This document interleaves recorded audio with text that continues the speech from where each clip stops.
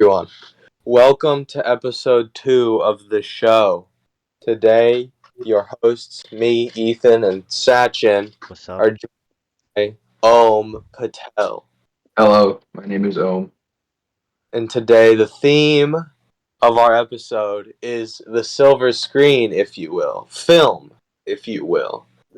So, we're going to give our background on film, and then we're going to ask our guest background on film. My background, I've watched a movie or two. I've watched one or two Quentin Tarantino films. I know a bit about film. I own a camera, but it's installed into my computer and my phone. But I do own a camera. That's about it. Yeah, I also watch a lot of movies, sometimes voluntarily, sometimes not voluntarily, and uh, we have a DSLR camera, so I guess I know a little bit about photography. Yeah, that's that. What Yeah. about you? I'm pretty interested in film theory and photography. So in the past year, I've worked on making a couple of short films and getting more into analyzing different movies from like Christopher Nolan. I actually did my extended essay, which is an essay we do at the end of IB on a couple of Christopher Nolan's films. So I want to see Christopher Nolan is like most of his films are dependent on scientific principles. So it'd be interesting to see how many of those are accurate and not in this podcast. Well, hopefully we can answer some of those for you because I don't know who Christopher Nolan is. I'll just get Have that. you watched Batman? One. Have you watched Batman? Yeah. Yeah, he shot those. Yeah. Ooh. And Interstellar and Inception. Oh, okay. Inception's pretty cool. I haven't seen any of that, but I've heard it's pretty good. Well, You got to watch it tonight. alright, okay. Well, we'll see. I'll let you know. So the theme is film and the big screen, the silver screen, the screen of your phone that's cracked and crusty. So, what do you think of the theme? What's your first impressions when I say, film or the big screen? What do you think?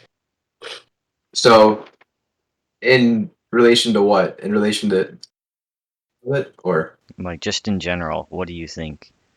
Like, in general, yeah, it doesn't have to be related to science or anything.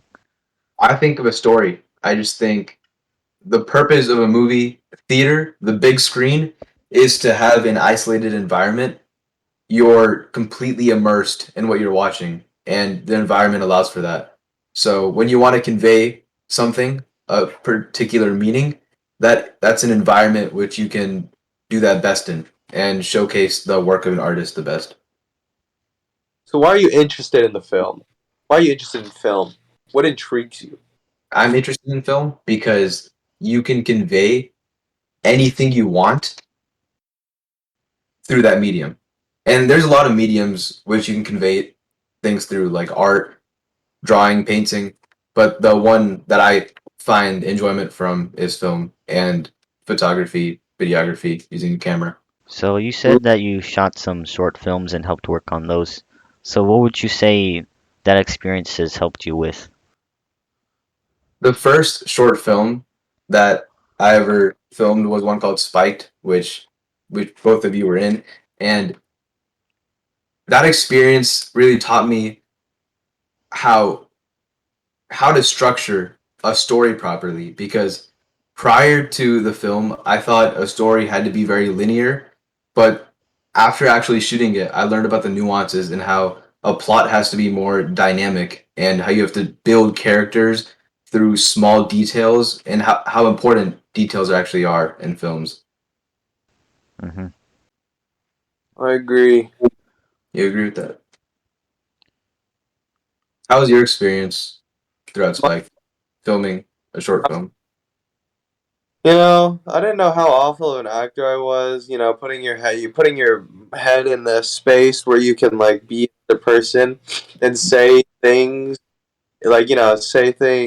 with emotion. Because they think there's no emotion behind it. It's like deadpan, And I think deadpan conveys as much emotion as I needed to, but like sometimes, like in the film, you really gotta up the ante, which is something that I think that film conveys really well. Emotion, and it's very explicit. But do you notice how different emotion in film is versus real life? Like people over exaggerate their emotions and they show them physically and outwardly a lot more than you would in real life. Yeah, yeah. That's true. There is a lot of sensationalism in film, and that is something that we might talk about a little bit later. Mhm. Yeah, we did have to repeat some of the scenes in that movie because my lines were awful. And for some background, Ethan happened to be the one of the main characters in that film. And I connect. Mhm. And then at Well, the end of it too, with some other people, we were doing a breakdown scene, and in that we had like over the top like crying and all these different emotions, which normally you wouldn't really see. yeah. So should we move on to the mini lesson of the episode? Every episode we give mini lessons on the theme. Today's theme is filming.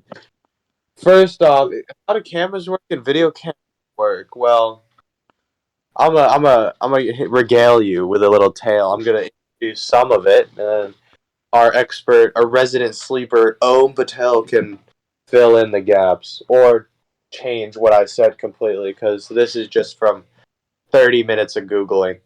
Nice. So light, right? Light is recepted by your eyes to make an image, right? So it's the same way your eye works, the camera works. Light hits the back of a camera or hits the camera at an angle and it's received, right? The older cameras would have a small hole and light would bounce back, would go through the hole, bounce back and project an image upside down and opposite on the wall opposite the hole, right? So that's how old cameras work, and then photoreactive chemicals would change because of the light, different light exposures. That's how older pictures. So adding lens to the light can be captured. You can like angle the light differently so it focuses at a different, more precise point, so that the pictures would come out clearer and sharper, right? So some cameras use light-sensitive materials to project the image based on the amount of light. Certain the change in the material differs, giving us the image. So digital cameras receive light, and the light hits RGB pixels like sensors, and those pixels they convert the amount of light that hits them to like energy, and that energy creates an image, and also it can recept like light, like color. So different wavelengths of light have different colors. It can also impart that on the image. Camcorders, which record video, work in a similar way, except the light is projected on a rolling film of, on a film, so that multiple different images are reacted with, so they can play back those images rapidly to mimic movement. That's the rough rundown of cameras. That's really interesting because what you're talking about is like one of the biggest shifts in like the film industry. So first with film, you had to use like plastic and celluloid and had to run that through a camera so it could make an impression. And you had to basically have really long strips of those. And you need 24 of those images running really fast through a conveyor just to have 1 second of movement because the eye registers 24 frames as actual movement and anything under is just like pictures sequentially and your eyes can't tell. And then when you move to digital cameras, that turned into reading the information in binary and then converting that into a stored media file so you didn't need those uh, celluloid strips. Preach. Yep. So, do you own a camcorder? What I shoot on? Like, Huh? he asked if you own a camcorder. Um, no. So by camcorder, do you mean like DSLR or like one of the Just like hand? a camera that can record video. Oh yeah. So, one of the things that I read somewhere or other is that on importing cameras, even though it can record, or no, cameras have the possibility to record as much video as a camcorder, but the manufacturer purposefully takes out some of that because if it was able to, they'd have to call it a camcorder, and the import tax or like a tax on camcorders is higher than a tax on cameras. So they Wait, have to really take out some of the video recording capabilities of a camera so that it doesn't get classified as a camcorder. oh, okay. So camera, you're not referring to as something that can record footage. Camera's like mainly picture, right?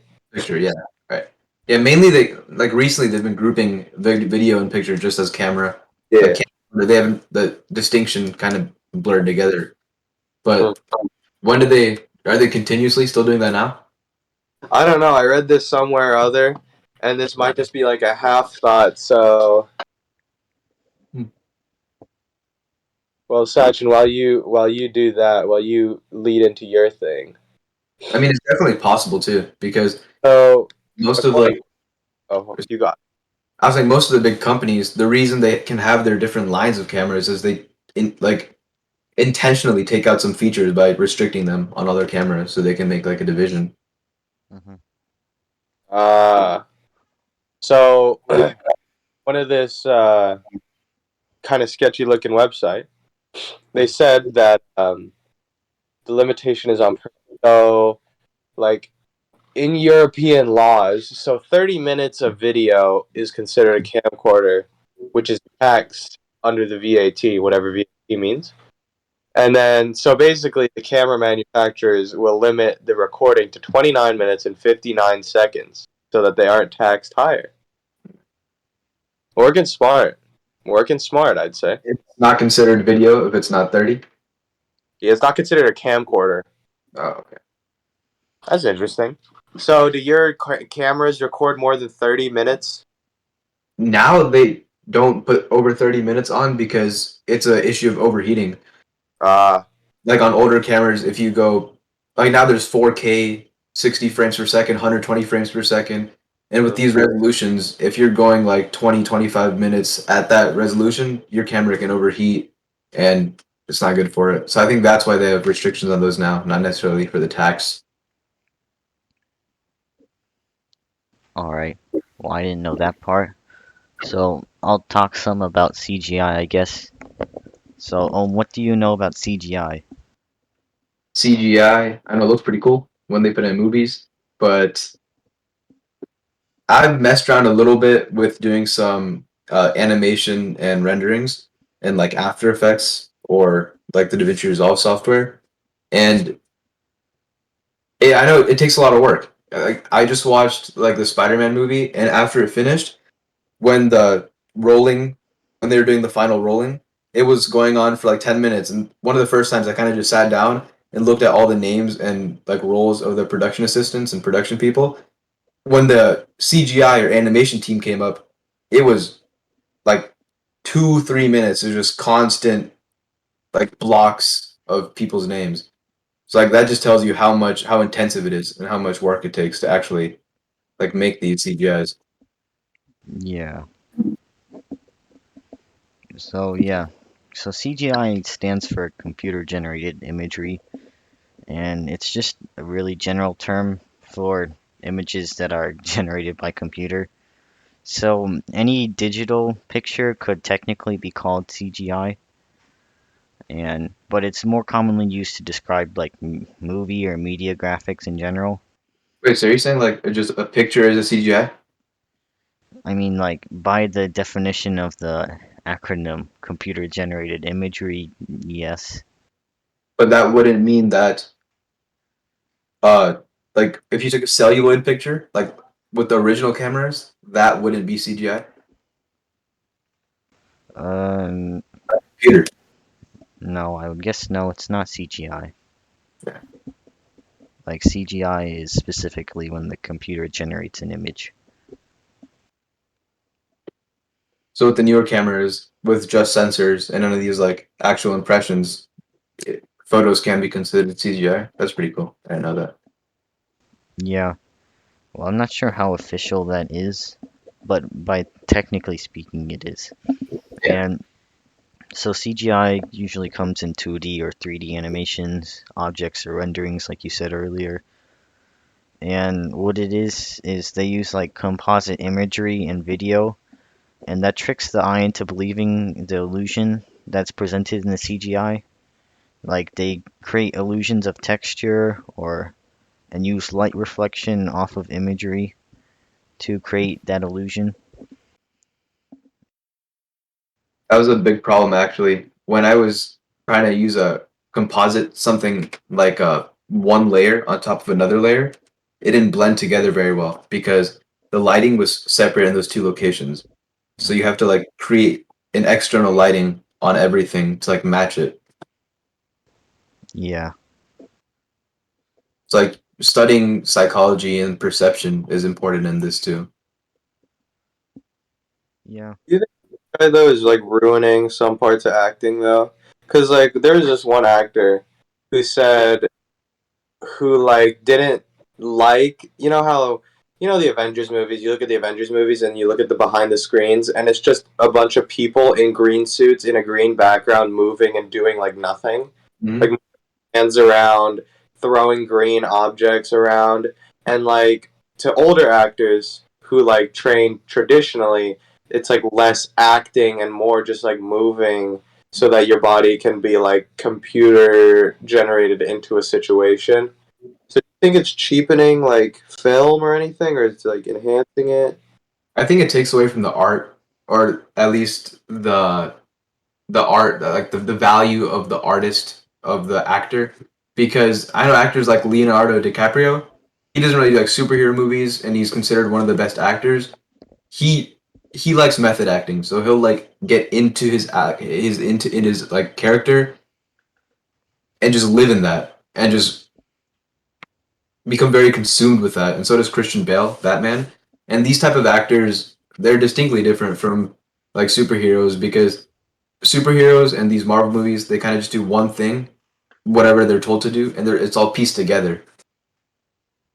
But at the same time, I don't consider it cheapening the value of the movie because, as a whole, the movie still is an art piece. Mm-hmm.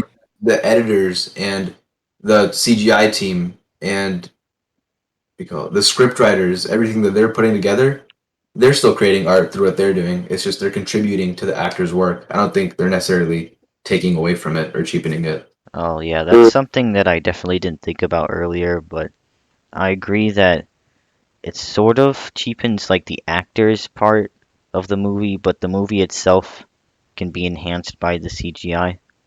Mhm. Anyway, now CGI usually refers to visual effects and adding visual effects after the film is shot, and they use it to add elements that can't be filmed or don't exist. And that's why it's different from special effects. Is special effects is like augmenting what's already there, while like visual effects is like adding stuff that wasn't there. And so they use a lot of green screen for CGI because they like replace the background color with the new image or video. I'm sure And you're that familiar with that. and that would be visual effects. Yeah, I think. Or like when they add explosions in or all of that. Of Michael Bay, like all those big blasts and all that. I don't know. Newer movies, like they're getting more into like wow factor and like look at all of these unreal things that are happening. Like you look at the Avengers, like Marvel movies, you're like look at all of these big explosions, big movie magic things. Like none of this is really happening, but on the screen it's all there. Or a Yeah. bunch of hero or fantasy movies now is just big movement, and you're like, man, none of this is happening. It's just like a bunch of people behind a green screen, in front of a green screen. Yeah, like special effects is more like if there's a gunshots in a movie and like an actor is like running, they're not actually shooting a gun at them. They'll have like set up explosions wherever the bullet should land. And then like when the actor's running, those explosions will go off to make small flashes of light instead of like digitally adding those. So that's more special effects as opposed to visual effects.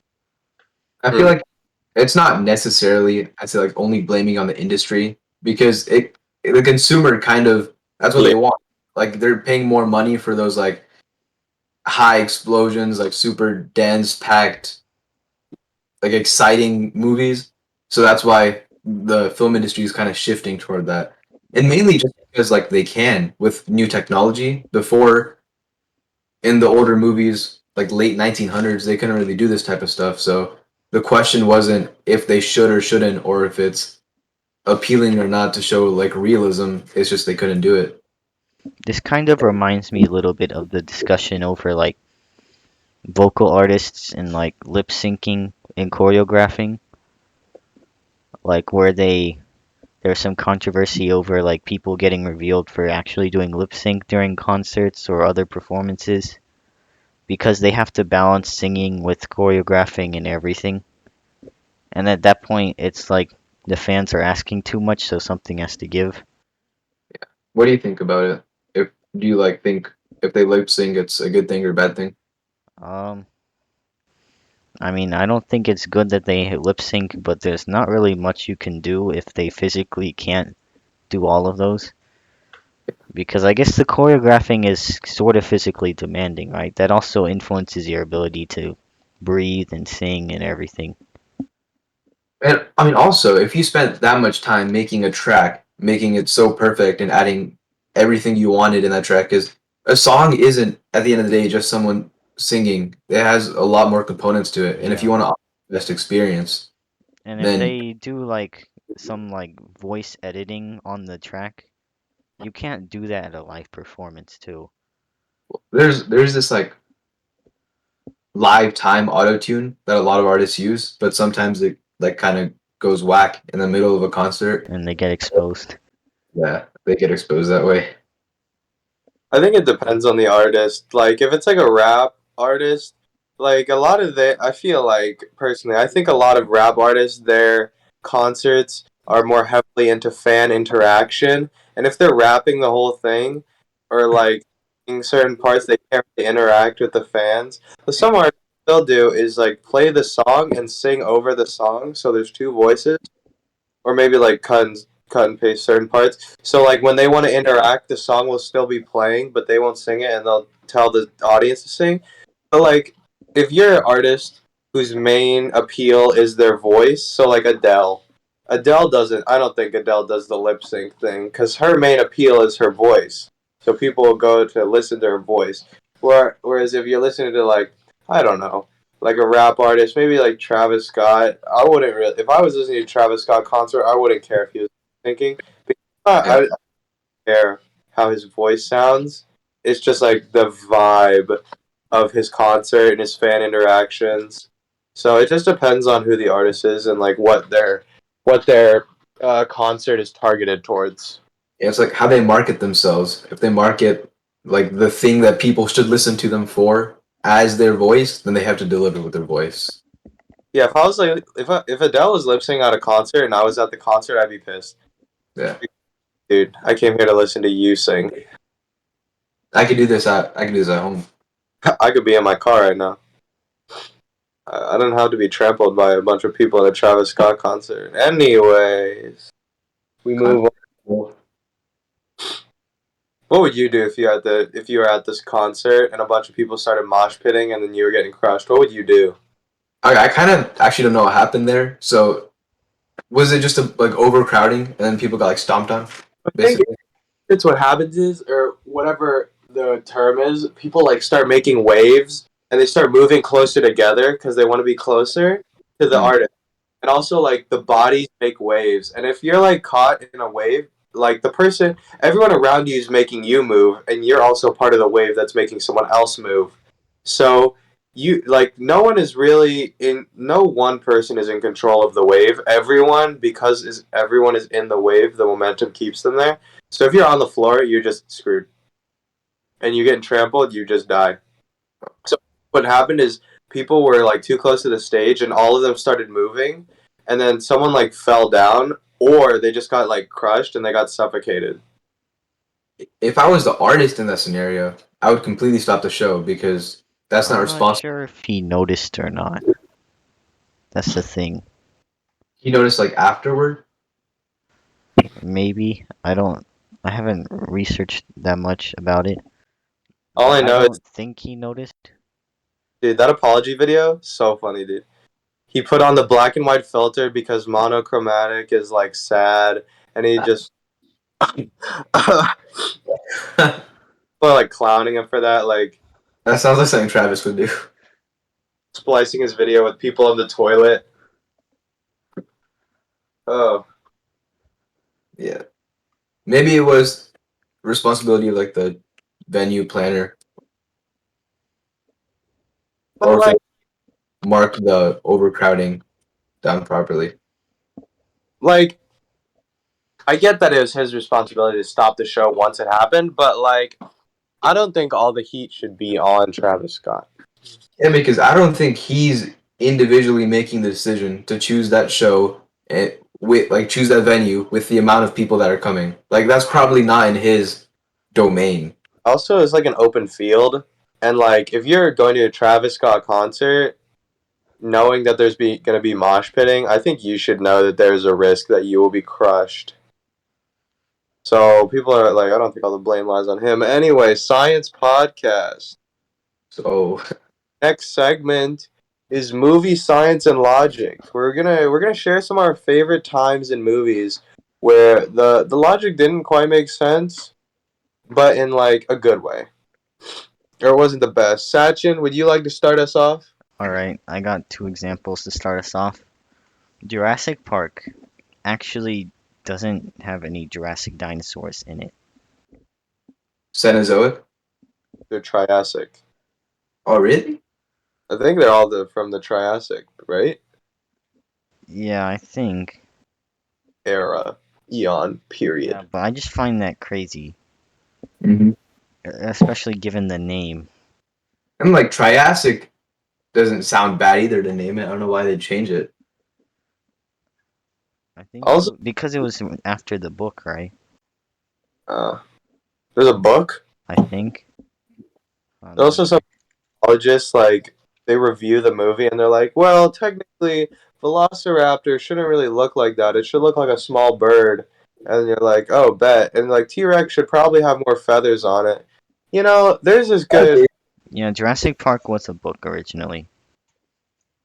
There's this good interpretation on. You said T-Rex should have feathers on them?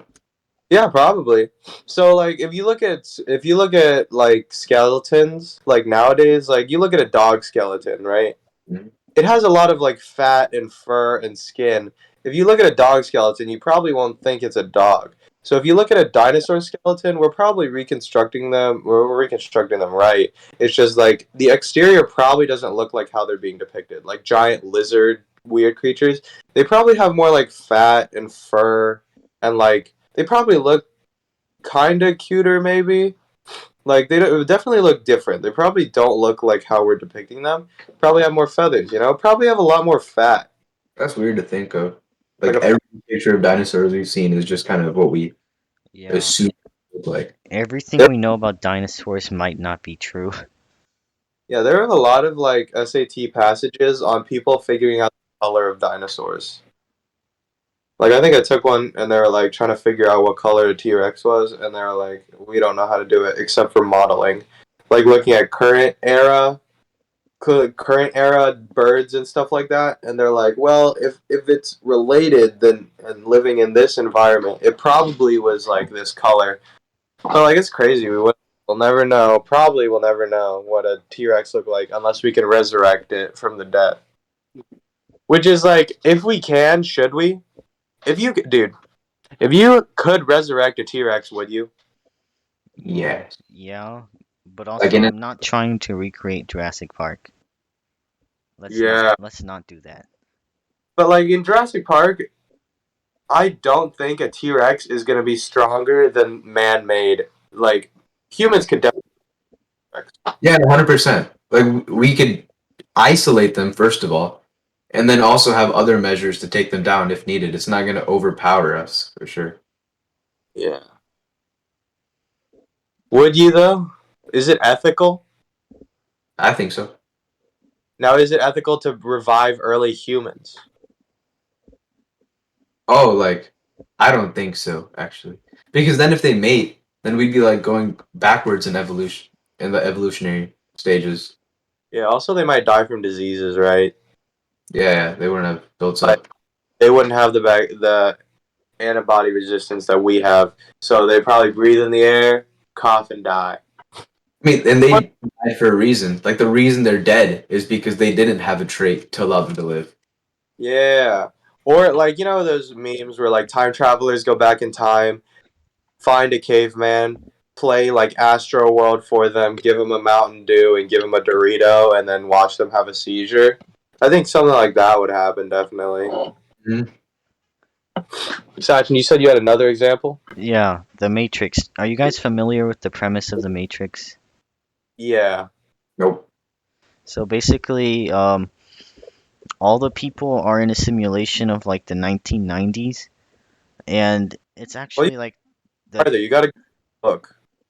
What'd you say? You got to go back to the beginning of the Matrix. I don't remember. I haven't watched the whole thing. I just know like the first movie stuff. So the lore is like early on, humans created robots as servants, like slaves. Yeah, yeah. A robot did something bad, and they were going to destroy it, but the robot was like, I don't want to die, showing sentience. And they're like, oh my god, robots are alive, and then mirroring like civil rights and stuff like that. And then robots took over, and then they needed energy, so they hooked up humans to this matrix so that humans' brain activities can feed them energy while they just kept humans like thermodynamics, even though it's flawed because Yeah, so lost. basically humans like blocked out the sun so robots wouldn't get any solar power. So the robots like started imprisoning humans and like running their stuff off of the humans like bioelectricity.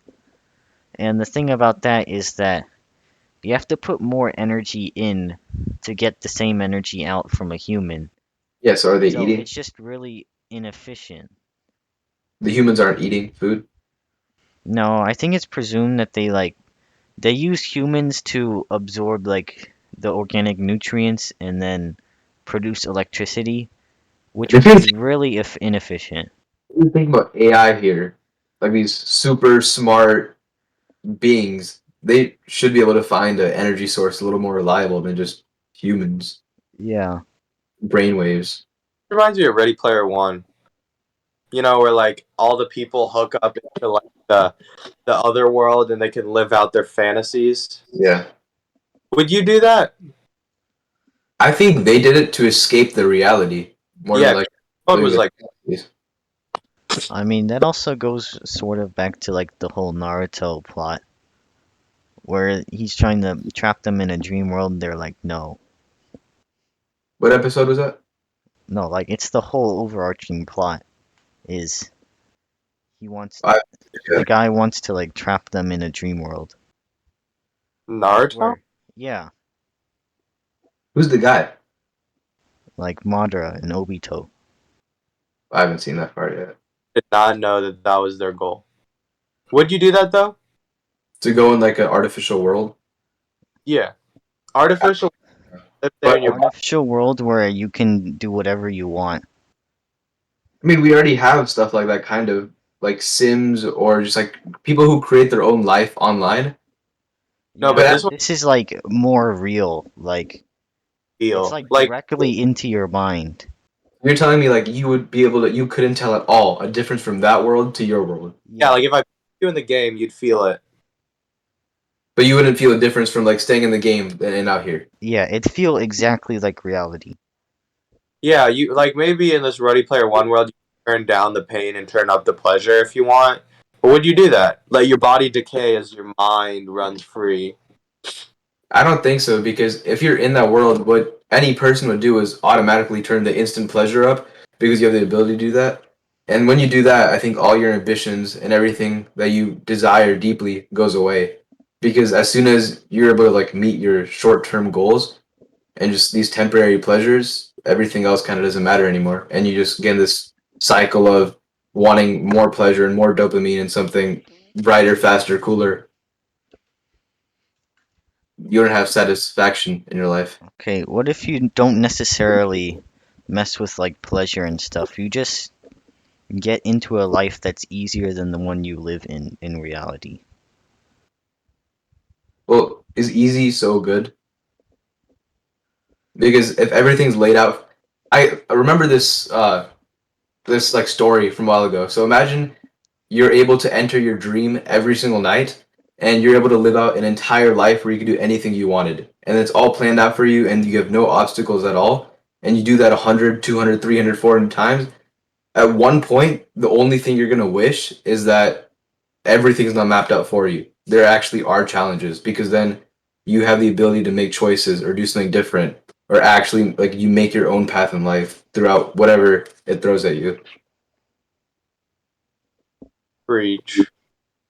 So like easy sometimes isn't the best. All I right. mean, you can artificially make it hard for yourself too. And then you're just going through the same thing like you're making it hard for yourself. It's not actually hard. It just be like a weird mind. It mess with your mind.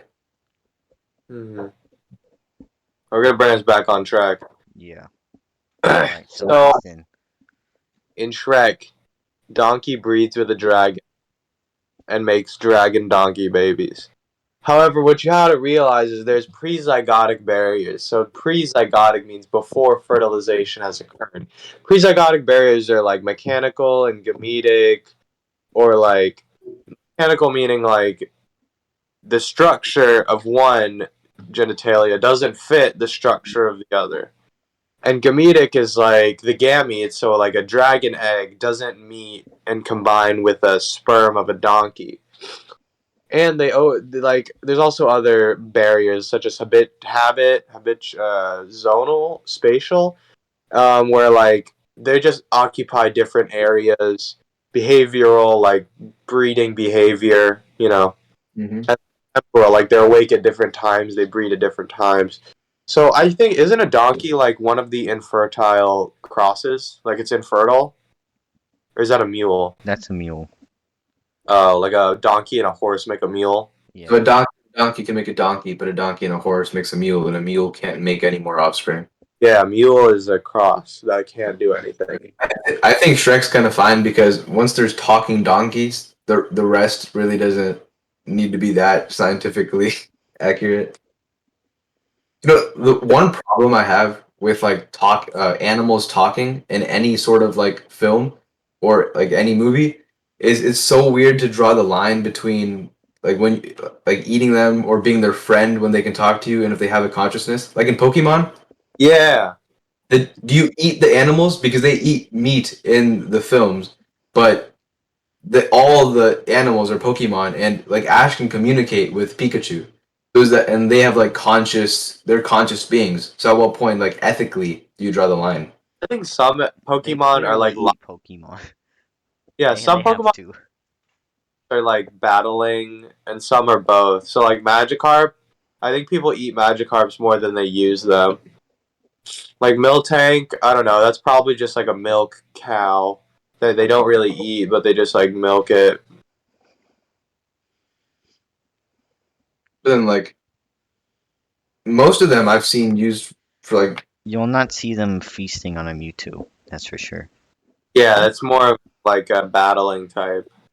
So like Gardevoir, that's like you wouldn't eat a Gardevoir because that's just basically a human. But you would eat a Miltank because that's just a cow. are battling Pokemon more conscious than non-battling Pokemon. I don't know. Like it's kind of Like a hierarchy, like you're weak, so we're gonna eat you. they got to be easy to kill too, because like I don't think killing a Miltank would be easy. A It knows milk? That'd be pretty easy. It's a cow. Miltank is a strong Pokemon. Yeah. Like, and there's a whole other thing about how, like, you can't, like, kill a Pokemon in a battle, so. Yeah, so you'd have to feint it and then shoot it in the head. Have you ever seen a Pokemon actually die? Uh, yeah, but it's always not like through violence. Um, I think I have. But it's been through something like someone just says like they passed or something like that. They never actually show through It's battle. like Gary's Raticate. There's a theory that he dies, and then Gary visits him in like the ghost town. Hmm. In the Oh yeah, I've heard about that theory. well, Pokemon must die because all ghost types are just dead Pokemon. So does a Pokemon become a ghost type after they're dead? Yeah. So like, there's a Pokemon called Trevenant, and its pre-evolution is like a little tree thing, and I think the Pokedex entry is like like dead kids or something, or kids that are lost in the forest. They become that. That's weird. Types are just dead. I know that. So, do you have any video movie logic that trips you out that you don't really? Um, Inception. Have you even watched it yet? Have you? Well, like about right. It's like people go into dreams to steal ideas. Yeah, but also you can like construct. You can go into a dream, and once you're there, you can manipulate everything. You can manipulate the physics, like how matter works in that dream. So all science basically goes out the window in How that. do you do that? How do you go into a dream? So when someone's sleeping, you connect this device to them, and that allows you to dream share. So you're all unconscious in one dream level, but you go into their dream level, and it's like you move your consciousness into theirs as like a foreign entity. Okay, and they can feel it as soon as it comes in.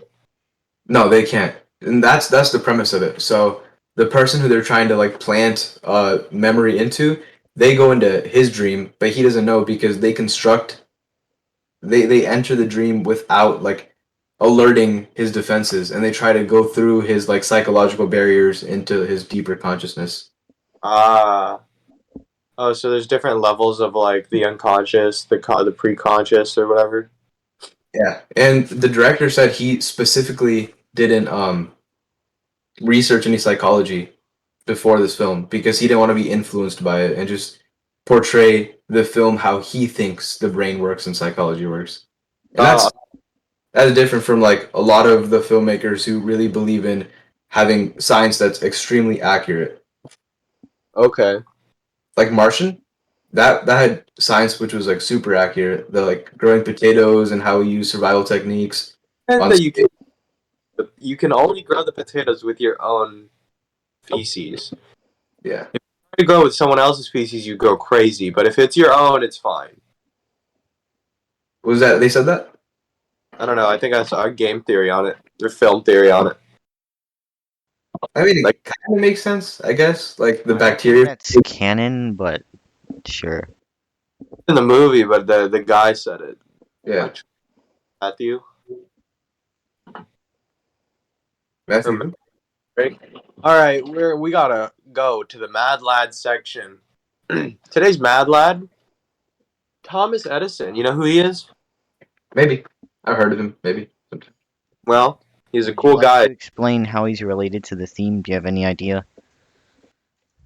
How I think he's related to the theme? Yeah. Well,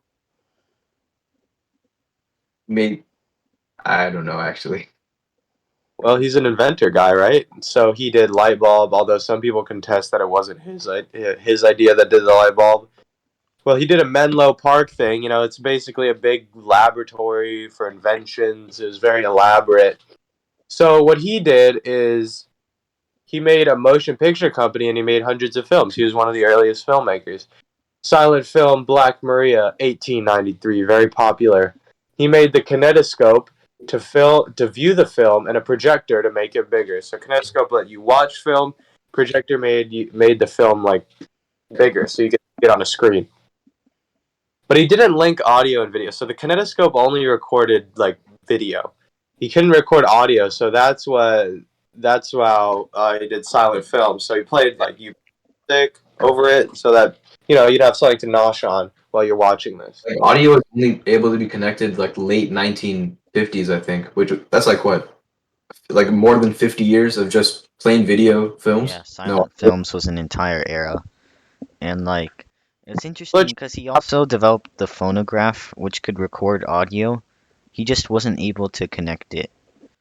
I mean, Charlie Chaplin films, I think they are better without audio. They would be less good with audio, I feel. they had to find ways to convey the same thing without audio, so they found like a good art medium to do that. Yeah. Yeah. So he held patents over the process to film and produce movies. So he sued other filmmakers quite a bit because he was like, so he like almost held a monopoly on the film market because he had the patents to all the technologies. He moved to California, which is a logical step because the weather, the scenery, and the judges were less likely to grill filmmakers to infringe on Edison's patents. So a bunch of people moved to California because the judges were cool. They weren't like, if Edison tries to sue you, I'm not gonna do anything about it. And also the scenery and the sun. That's where all the movies are today. A lot of people record movies in California. He's quite a mad lad. Although suing people not too good. Also the light bulb. People think that who is it? Tesla did the light bulb and he just copied it. I don't know. I haven't read too much about it, but light bulb is pretty important when you say. Yeah, maybe. Yeah. I haven't seen too many silent films. They're kind of like, I don't know, kind of boring. Oh, the Nosferatu film, Mm. silent film. It had like music, but I guess it was silent because there's music. It was almost black and white. I haven't seen the whole thing, but I've seen part of it. It was kind of interesting, like hyper expressionism, like all the big movements and all that. That was kind of cool. But like, it was Yeah. whatever. Sometimes I say that just to be like culturally not instigating stuff, but I just find it boring, and I think that's how we're brought up in society because all of our media forms now are really short, and it's hard to kind of keep patience due for that long. Yeah, Yeah. kind of speaks to the podcast, huh? It's just an hour of audio. Yeah. Just an hour of audio. Oh well. Well, now we're going to do the guest segment. So you sent us questions and we answered them. So, Answers. you asked was, how do films romanticize science? So, what do you think about how films romanticize science? I think films romanticize science because, first of all, they they kind of manipulate it. So a lot of the aspects of science, the common people don't know. So because they don't understand like or have a good grasp on all of science, they're able to kind of blur the lines near the end and make whatever they want of it. And this gives the impression to the majority of people that science is this thing that is like completely understandable because of how immense it is in its scope. Yeah. Yeah. You don't know a lot about science and they throw in some science terms and make the right line of logic, then a vast majority of people will be like, oh, that could possibly happen in the future. Yeah. Like, I guess Evangelion is a thing I watched recently. It's an anime. Like, they had a bunch of science terms and science explanations in it, and I was like, I guess if you squint your eyes, it could happen. Yeah. But I suppose that for, like, really sciencey, science-minded people, like, people who are really educated in these fields, I think it cheapens the film for them because I feel like if I knew a lot about it, and this happens in some movies, if I know about it and I know that the science wouldn't work, Hmm. I would kind of like my suspension of disbelief would kind of be ruined because I'm like, oh man, this science wouldn't work, so they're not really working, they're not really playing by the rules, if you will. Yeah, I'm constantly like that with a lot of different movies that I watch. And like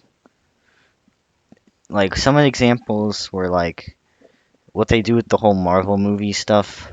Like they bring in like nanotechnology and whatever, and they make science seem a lot more glamorous and spectacular than it actually is.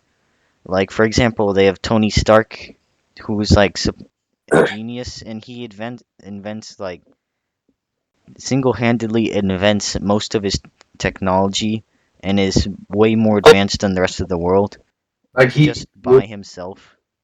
he made a new element with like one of like with a reactor, and the way like they showed him making it was just stacking a couple of books on top and putting the ring like this part that you ordered on in a circle with like a cool music sequence in the back, and they call that science, and that's how they can like portray science, and that's why it seems so cool because it didn't really take into account if something like that was to happen, how much more there would go into that, like And they years. also show him making stuff using holograms. And while that part is actually more scientifically like that would actually increase the development process, manufacturing process really quickly for inventing stuff. But like the way that he just casually invents everything, like he made a solution to time travel and everything is Yeah, like science is a more gradual and individuals contribute a lot less than is shown in movies. do you think some people want to have this glory of this their individual contribution? Because I know like Elon Musk, people are comparing him to like Tony Stark, real life Tony Stark, because he's doing Tesla, AI, rockets, flamethrowers, everything. Yeah. What they don't understand is that Elon Musk has a whole squadron of scientists and engineers helping him. Yeah, and Tony Stark is portrayed to just do it like himself.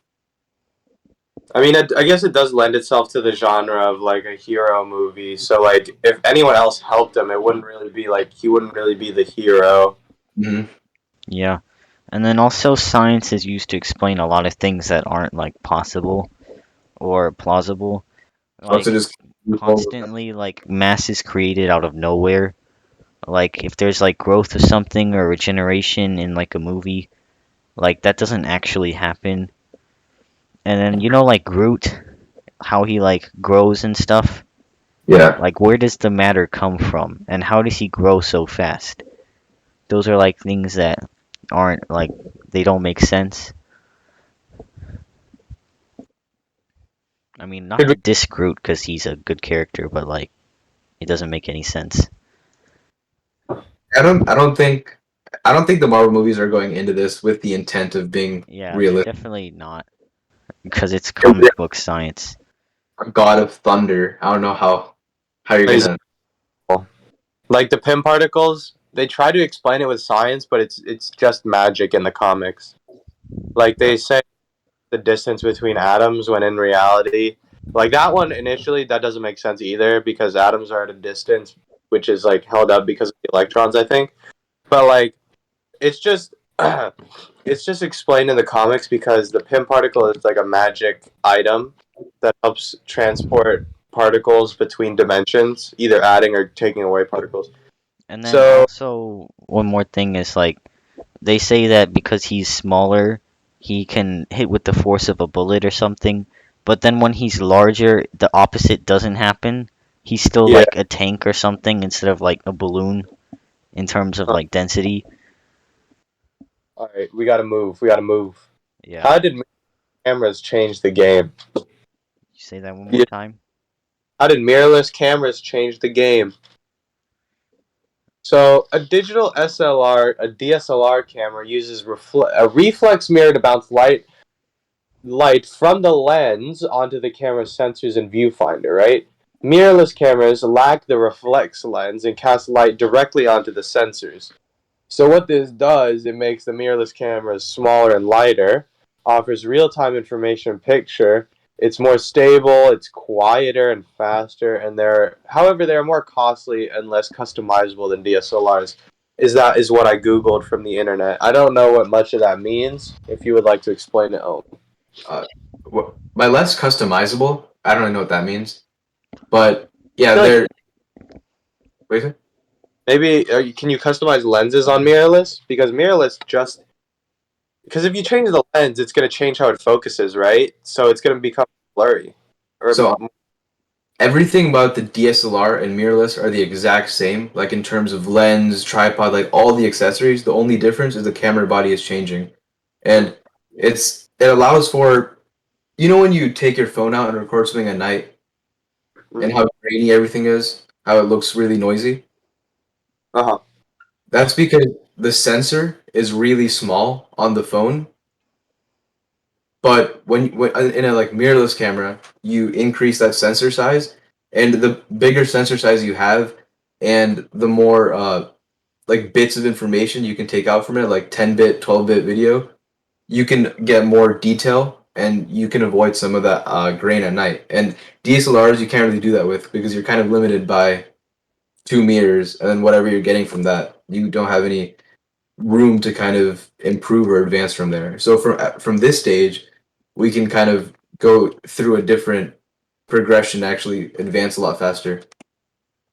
All right. Let us go to some viewer questions. So we're a very popular podcast, you know what I'm saying? You know, you get me? So a lot of our viewers have questions, and we will answer them. How can I scientifically stick my penis in a pool filter? Thank you, Harry Milo.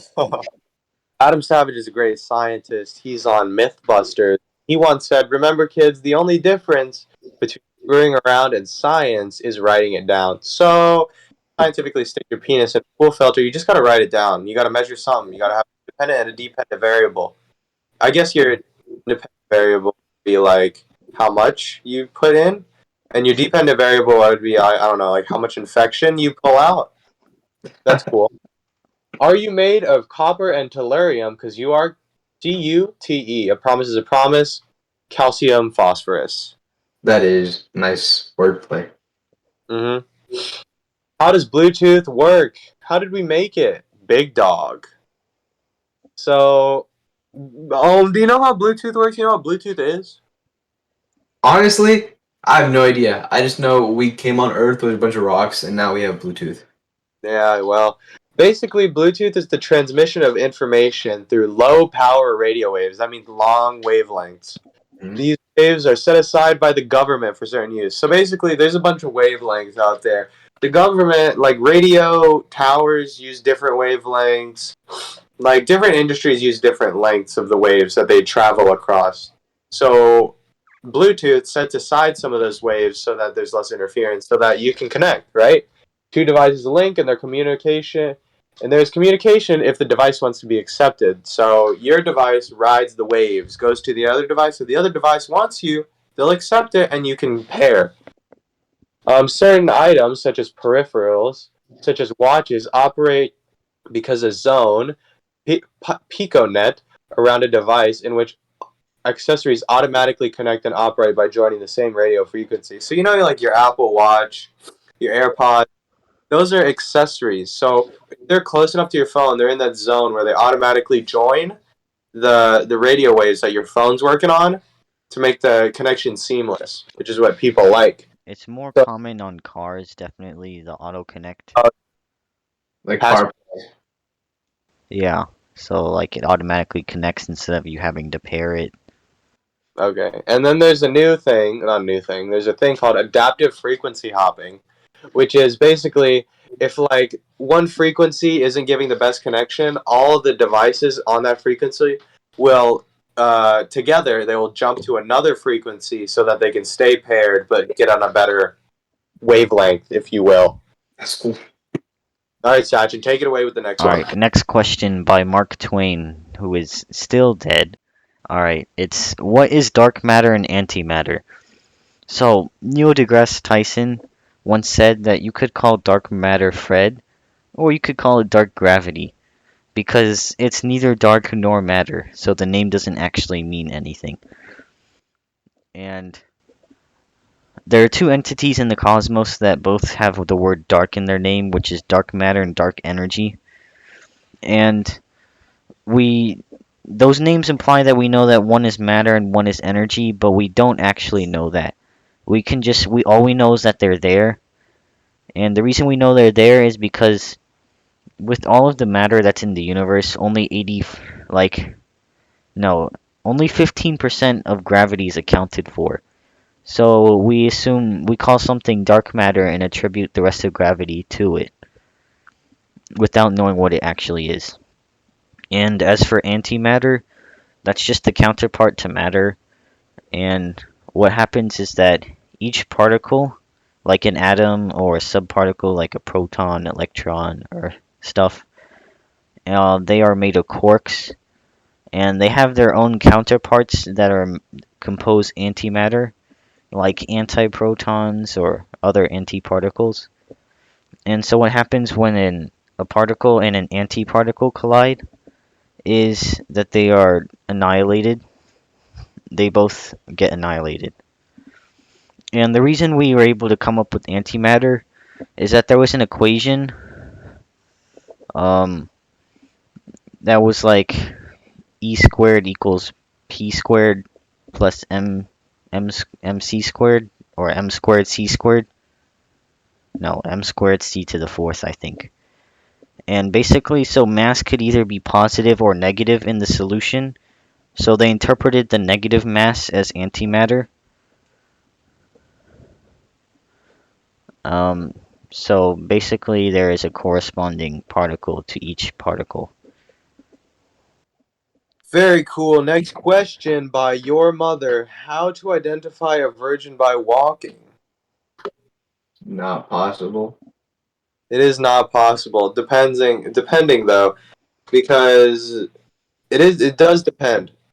Some I think people. we have to conduct a scientific experiment to find out. Get a Mhm. bunch of virgins and get a bunch of non-virgins and get them to walk and have a group of people judging which one is a virgin and not a virgin. All right. Well, we're wrapping this episode up. What did we learn today? What did you learn today? I learned a lot more about the history of how cameras were developed, and I didn't really know that before. So it was good to have a more wholesome understanding of it. Sachin, what did you learn? I learned some more about like how shifts in technology in the film industry affected how movies were portrayed and changed the art form. So as for me, too much is said about too little, and too little is not really happening right now. Abstract art form in which we talk for an hour and 2 minutes, but nothing really happens in that hour and 2 minutes. Except for learning does, of course. And as for learning, I do a lot of that. Would you like to shout out anything? My name, Okay. that's me. Also, Okay. shout out to his YouTube channel, Om Patel. Oh yeah, Go subscribe. Shout out to his Instagram, Om Patel. just me. Hit me up. Okay, thank you for being on this episode. Next episode's theme, girl bossing. Ooh, that That's it. sounds interesting. Thank you, Om Patel, for being on our episode of the show. Thank you for having me. That is all. Do do do do do do do do do do do.